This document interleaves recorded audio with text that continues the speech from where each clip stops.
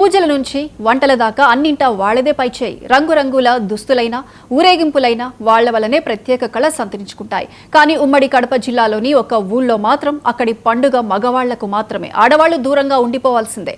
అక్కడి సంజీవరాయ స్వామికి మగవాళ్లే పొంగళ్లు వండి నైవేద్యంగా సమర్పించి పూజలు చేస్తారు. సంక్రాంతికి ముందు వచ్చే ఆదివారం నాడు జరిగే ఈ వేడుకల ప్రత్యేకతే వేరు.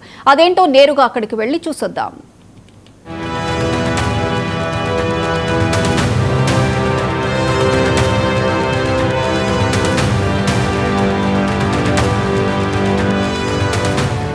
ఇది ఉమ్మడి కడప జిల్లాలోని ఊరు. కానీ ఇప్పుడు కొత్తగా తిరుపతి జిల్లాలో చేరింది. రైల్వే కోడూరు నియోజకవర్గంలోని పుల్లంపేట మండలం తిప్పాయపల్లె ప్రత్యేకత ఈ పండుగలో కనబడుతోంది. ఈ ఊళ్ళో సంజీవరాయ స్వామికి ఓ ప్రత్యేకత ఉంది.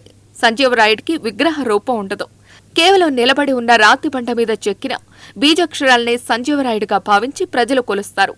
రాతి రూపంలో ఉన్న ఆయనకు ఏటా సంక్రాంతికి ముందు వచ్చే ఆదివారం నాడు పొంగళ్లు పెడతారు. ఈ ఆలయం మొదలైనప్పటి నుంచి కొన్ని నియమ నిబంధనలు ఉండగా వాటిని ఇప్పటికీ తూచా తప్పకుండా పాటిస్తున్నట్టు స్థానికులు చెబుతారు. రమాదేవి, మా తిప్పాయపల్లి గ్రామం. ఈ గ్రామంలో ప్రతి సంవత్సరం సంక్రాంతికి ముందు వచ్చేటువంటి ఆదివారం శ్రీ సంజీవరాయ స్వామి పొంగళ్ళు ఘనంగా నిర్వహించడం ఆనవాయితీ. ఇది అనాదిగా వస్తున్నటువంటి ఆచారం కాబట్టి ఆచారం అలాగే కొనసాగుతూ ఉంది. ఈ ప్రాంతం ఈ విధంగా నిర్వహించడానికి వెనుక ఒక కథ ప్రచారంలో ఉంది. క్రీస్తు శకం 1516లోనే శ్రీ సంజీవరాయ స్వామి విగ్రహ ప్రతిష్ఠ జరిగినట్లు ఇక్కడ ఉన్నటువంటి మౌఖిక ఆధారాల ద్వారా తెలుస్తుంది. ఈ ప్రాంతం ఒకప్పుడు కరువు కాటకాలతో ఉండేది. ప్రజలు వచ్చేసి అనేక సమస్యలతో ఉండేవాళ్ళు. అటువంటి సమయంలో ఒక వృద్ధ వేద బ్రాహ్మణుడు ఒక రాతి పలక పైన బీజాక్షరాలతో శ్రీ సంజీవరాయ స్వామి నామకరణం చేసి ఆ రాతి పలకను ప్రతిష్ఠించి అతడు కనుమరుగైపోయాడు. అతడు చెప్పిన దాని ప్రకారం సంక్రాంతికి ముందు వచ్చేటువంటి ఆదివారం గ్రామంలో ఉన్నటువంటి మగవారంతా కూడా ఉమ్మడిగా కలిసి పొంగళ్ళు పెట్టాలి, నైవేద్యాన్ని స్వామివారికి సమర్పించాలి, ప్రసాదాన్ని మగవాళ్లే తినాలి, ఆడవారికి లోపలికి ప్రవేశం లేదు. ఇలాంటి కొన్ని హద్దులను సూచించి అతడు కనుమరుగైపోయాడు. ఆ నియమాలన్నీ పాటించడం వల్ల గ్రామం అప్పటి నుంచి సురక్షితంగా ఉందని చెప్పేసి ప్రజలు ప్రతి సంవత్సరం ఈ ఆనవాయితీని అలాగే కొనసాగిస్తూ ఉన్నారు. ఇది అనాదిగా వస్తున్నటువంటి ఆచారం కాబట్టి ఇప్పటికీ మా తరం వాళ్ళు కూడా దాన్ని ఫాలో అవుతూ ఉన్నారు. దానివల్ల గ్రామం సురక్షితంగా ఉందని ప్రజల యొక్క నమ్మకం.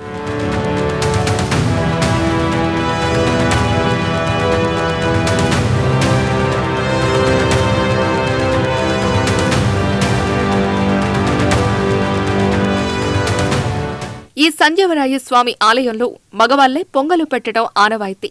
తిప్పాయపల్లితో పాటు చుట్టుపక్కల గ్రామాల మగవాళ్లు కూడా వచ్చి ఈ వేడుకల్లో పాల్గొంటారు. పూజా క్రతువులని పూర్తిగా మగవాళ్లే చేయాలి. ఇది అనాదిగా వస్తున్న ఆచారం. పురుషులు తెల్లవారుజామునే పొంగలికి అవసరమయ్యే సామగ్రిని బుట్టలో పెట్టుకుని చేతిలో కట్టెలు తీసుకుని ఇళ్ల నుంచి సంజీవరాయ స్వామి ఆలయానికి చేరుకుంటారు. వీరి వెంట ఆడవాళ్లు ఎవరూ రారు. మగవాళ్లే పొయ్యి వెలిగించి పొంగలి వండి స్వామికి నైవేద్యంగా పెట్టి పూజలు చేస్తారు. ఈ పొంగలిని కూడా మగవాళ్లు మాత్రమే తినాలి, మహిళలు ముట్టుకోరు. ఈ సంజీవరాయ స్వామి అనేది దాదాపు 200 సంవత్సరాల క్రితమే ఒక యోగి బ్రాహ్మణుడు అనే అతను ఈ విగ్రహాన్ని ప్రతిష్ఠితం అనేది గ్రామస్తులు చెప్పడం అనేది జరుగుతుంది.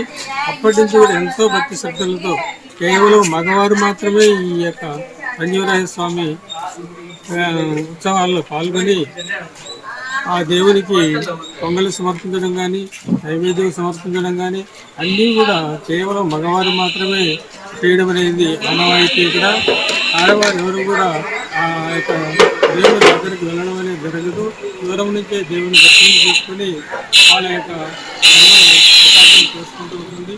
ప్రతి ఒక్కరూ కూడా ఈ కార్యక్రమంలో ఆ ప్రాంతంలో ఉన్నటువంటి అందరూ కూడా ఈ కార్యక్రమానికి హాజరై ప్రతి సంవత్సరం కూడా ఈ కార్యక్రమాన్ని ఘనంగా జరుపుకోవడం అనేది మా యొక్క అదృష్టంగా మేము భావిస్తాం.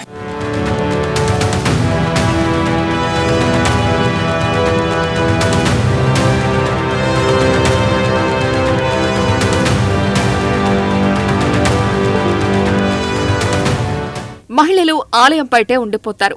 అక్కడికి వచ్చిన మహిళలకు పురుషులే హారతి ఇస్తారు. అయితే బాలికలు, వృద్ధురాలకు మాత్రం ఈ నిషేధం వర్తించదు. వాళ్లు ఆలయానికి వచ్చి సంజీవరాయుడిని దర్శించుకునే అవకాశాన్ని కల్పిస్తారు. ఈ ఆలయంలో ఏటా పూజలు జరుపుతున్న ఫలితంగా ఊరికి మంచి జరుగుతోందని అందరూ నమ్ముతున్నారు. ఈ ఆచారాన్ని కొనసాగిస్తూ సంక్రాంతికి ముందు వచ్చే ఆదివారం నాడు ఇలా పొంగలు పెడతారు.